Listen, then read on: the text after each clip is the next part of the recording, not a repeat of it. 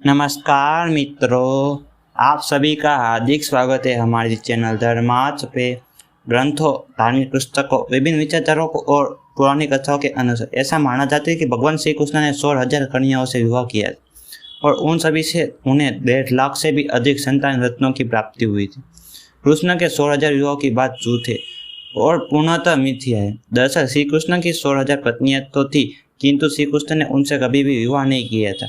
16,000 पत्नियों के अलावा श्री कृष्ण की 8 पटरानियां थी, लेकिन कुल संख्या मिलाकर देखी जाए तो 16,108 रानियों में से श्री कृष्ण का विवाह मात्र 3 से ही हुआ था, मगर अन्य सभी भी पत्नियां ही कह रहे। ऐसे में चलिए जानते इस विषय में थोड़ा और विस्तार से।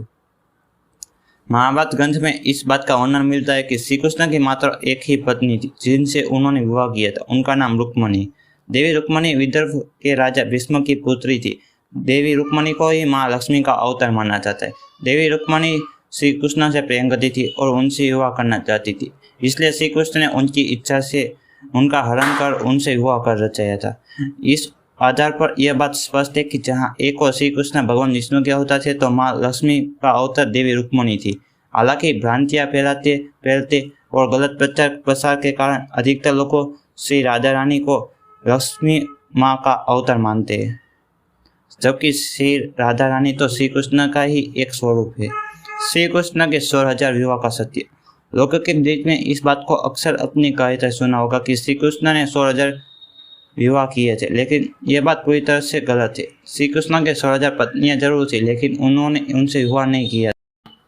पुराणों में इस कथा को उल्लेख मिलता है कि जब पृथ्वी पर भूमासुर नाम की एक राक्षस ने अपार बल और अमृतों के लालच में 1016 कन्याओं को बलि के लिए बंधक बना लिया था, तब श्री कृष्ण ने उस दानव का अंत कर उन कन्याओं को उसके दासत्व से मुक्त किया था। सभी कन्याएं जब अपने अपने घर पहुंची तो उन्हें अपमानित कर उनके परिवार ने अस्वीकार कर दिया।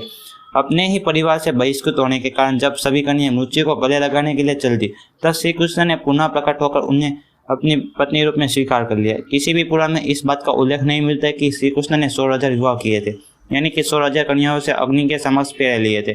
जबकि सत्य ये है कि उन स्त्रियों की रक्षा करने के उद्देश्य श्री कृष्ण ने उन्हें अपना नाम और पत्नी होने का पद दिया था। श्री कृष्ण की 8 पटरानियां। श्री कृष्ण के मुख्य रूप से 8 पटरानियां, जिनके नाम रुक्मणी, जामवती, सत्यभामा, कालिंदी, मित्रविंदा, सत्य, भद्रा और लक्ष्मणा था। श्री कृष्ण ने विवाह के लिए केवल देवी रुक्मणी, देवी सत्यभामा और देवी जामवती से ही किया था।